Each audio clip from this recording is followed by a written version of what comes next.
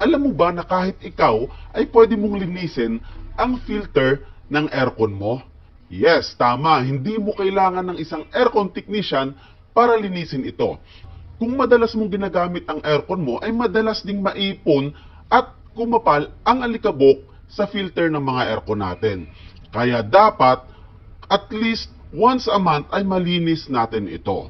Pero tandaan mo din, kalamig, na dapat every 3 months ay tumawag ka ng isang professional na aircon technician para sa general cleaning ng aircon mo. Dahil mas mahal magpa-repair ng aircon kesa magpalinis. And of course, Coolvid Air Condition and Refrigeration Parts Trading ang maaasahan dyan. Kaya't ano pang hinihintay mo, kalamig? I-click na ang send message button sa ibaba at magpa-schedule na.